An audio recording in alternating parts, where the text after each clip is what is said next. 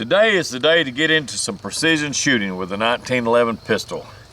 And I've got a nice one laid out here. This is the Springfield Armory Range Officer. Range Officer is a wonderful pistol for doing some competition shooting with.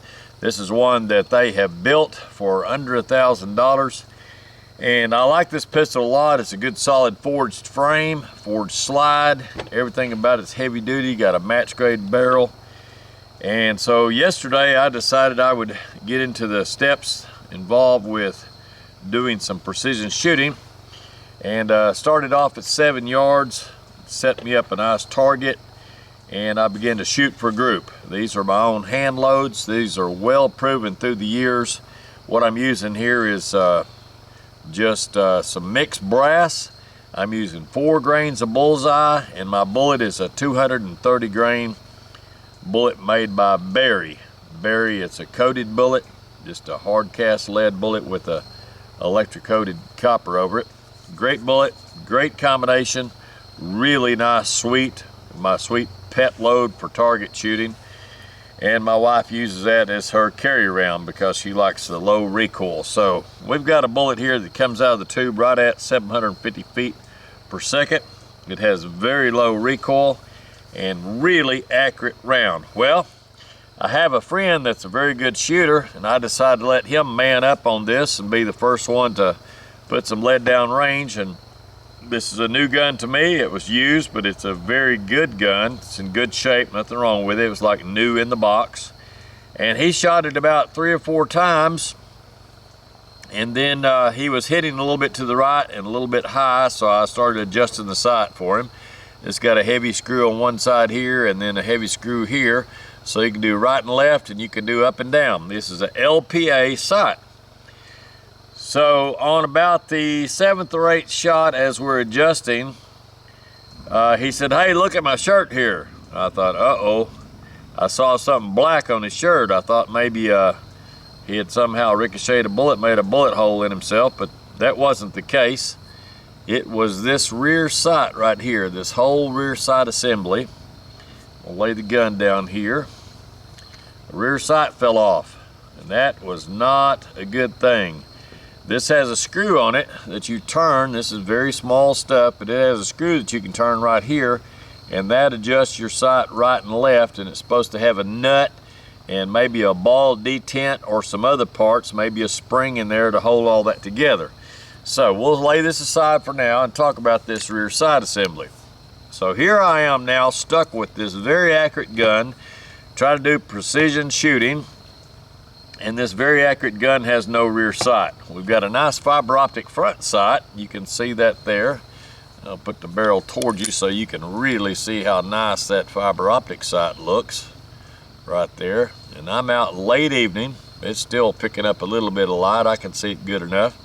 But now we've got a nice rear sight platform and no rear blade. The blade is gone. So I thought, well, these sights like these, I think this is a LPA. It looked like a LPA style sight. Bomar or LPA, I wasn't sure which, so I began to look it up, and I thought, well, you know what? This is a Range Officer. They don't make them anymore, but it's built by Springfield Armory. So why don't I give them a call? So that's what I did. I called Springfield Armory, and I'm going to tell you, that company is top-notch company. Not only do they build excellent firearms, excellent 1911s, they also have very good customer service. So here's how the whole thing went. First off, I told them my name. I told them that I am a YouTube creator. I have a lot of customers, got 7,000 subscribers now that watch our channel, and they'll want to know some of this information. So I said, okay, these sights, these LPA sights like this, these rear sights, front sight assembly is about $100 to $200, somewhere in that range depending on what options you get on it. Maybe tritium night sight's a little bit more, but this particular package is right at $100. But I didn't want to spend $100. So I said, what's the chance that you guys could take care of that for me? And the young lady, her name is Destiny. I asked permission to use her name, not her full name, but her front name. What she goes by is Destiny. And Destiny said, oh yes sir, if you'll just give me the serial number of your gun, got it on the other side, just give me the serial number, tell me what kind of gun you got, and I'll go ahead and get that shipped to you. First they said I could send them the slide. I said, well, I've got tools to install that. And she said, oh, if you've got a pusher tool and you're familiar with how sights work, we'll just go ahead and send you the sight. I said, now, are you sending me the blade and then maybe the little nut or ball detent or Allen screw or whatever it holds that together? She said, no, sir, we're just going to go ahead and send you the whole sight package. And I thought, man, that is some good customer service. And she said, if you'll just go ahead and give me your email address, I will get that shipped out to you. And so that call was yesterday, and this morning I looked, I didn't see anything. Then this afternoon I looked and I had an email, sure enough. Came from Chicago, Illinois. That was from Springfield Armory, and they gave me a FedEx number, and I have a whole new rear sight assembly on the way. So I will share that with you when that comes in, and we'll find out exactly why this came apart. I'm thinking that the person that owned this gun before may have taken something loose. They may have fiddled with that. I never got a chance to fiddle or unfiddle with it. I just took it out, looked it over. It looked pretty good to me, and made some adjustments and started shooting. And it was moving. It moved. The up and down worked and the right and left worked, but it definitely grenaded on us. It came apart. So we're not going to cry about that, because a good company like this, Springfield Armory, they take care of their customers.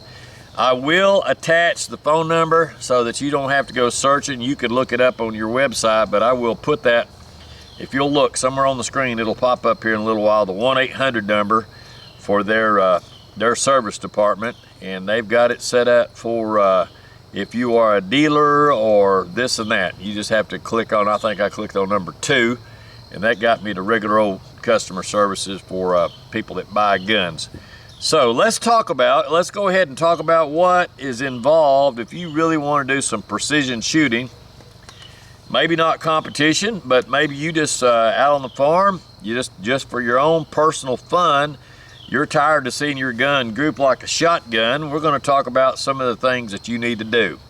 Number one, first thing you need to do is build yourself some bullets. You're not going to be a good shooter if you're just going and buying factory ammo, because unless you're a rich person, man or woman, you're not going to get enough shooting in to really get good with the gun. So buy you a reloader. Lee's got the best reloaders out there. You can buy a Lee turret press, makes it go a little bit faster, or you can get you an RCBS rock chucker if you want to do everything single stage and stay on the down low. About the cheapest you can go is a rock chucker and set of digital scales, and get you one caliber like this 45, get you a good supply of brass and bullets, some primers, get a bucket of 1 pound bucket of bullseye powder. Burns a little dirty, but it's super accurate. Either tight wad or bullseye. Bullseye is the #1 powder still, I believe, in the world. But get you some good hand loads. That's step one. Step two, get a good solid gun like this. Say, oh, they don't make the range officer anymore. No, but Springfield Armory builds the Garrison. The Garrison is built exactly like this gun. As far as the lower frame is a nice forged frame. The slide is forged, match barrel. All the controls are the same. The only thing you'll need to do is you will need to add some adjustable sights on that gun if you want to get real precise. And get with Springfield Armory on that. They probably sell them that'll fit their gun exact, so you don't have to outsource it. Get with customer service and find out. You might even be able to order, if you ordered a Garrison from them, you can tell, hey, would you put some target sights? So they might make you some kind of a package deal on that. But that's your first two steps. Good hand load bullets that are consistently built. You build them to your spec. I can go into details about that later.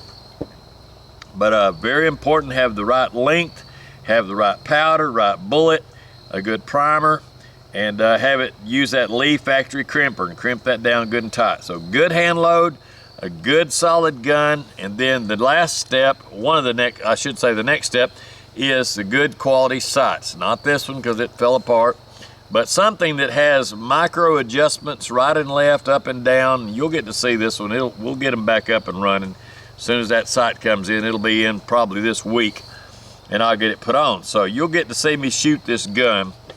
The next thing to do is go ahead and go through your spring system on the gun. If you're going to build a light load, take your recoil spring. You don't need an 18.5. You don't need even a 16. I took this out and put in a Wolf Progressive 14-pound spring. So the first thing that you notice on this gun when you rack the slide on it is it's smooth as silk. It's easy to operate. A girl can operate it, and I mean a girl that has you know, a smaller girl that doesn't have very much hand strength, or an older man. I'm trying to make sure I'm not being, you know, not beating the girls up here. Somebody that doesn't have much hand strength, it makes it really nice to have a 14-pound recoil spring. So what does that do? Well, it makes it easier to operate the gun. You can lighten the spring for your hammer. Instead of having a 23, you can drop an 18 in there. And then the next step is to go ahead and lighten your trigger up. If you don't know how to do it, take it to a gun shop. In a 1911, it's very easy to adjust your spring for that trigger. And I dropped mine down to 2.25. That's too light for carry. A carry gun needs to be right around 4 pounds, 4 to 4.5 pounds. If you don't believe me on that, just look at everything that Mr. Bill Wilson puts out from Wilson Combat, and he'll make it clear to you. Competition gun for them and carry, they run about 4 to 4.5. For me on the farm where I'm not carrying this, I don't have to worry about any accidental discharges. It's got a good grip safety. It's got a good thumb safety. I have a good holster. I'm going to carry this on the farm when I'm shooting for really tight groups. I've got this trigger set for 2.25. And it's 1 pound to take up. That's the reset on the trigger. And then the next step is 1.5 more pound, 1.25 more pounds. And then your total break is 2.25, 2.25. And I believe that's 36 ounces. I think that's what it is. Divide 36 by 16 and see if that comes out to 2.25, 36 ounces. And that thing is very crisp. It has no grit, no dirt, none of that. So let's review. What do you need for small groups? You need a good hand load like this. Something that'll shoot fairly light so that you're not jumping around from heavy recoil. You no need to shoot a full military bullet out of this. You don't need 5, 5.5, 5.7 grains of bullseye. Just 4 grains.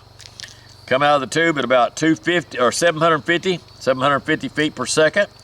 And then at 750 feet a second, with a good heavy steel gun, steel slide, steel frame, full 5-inch gun. You do need a 5-inch gun.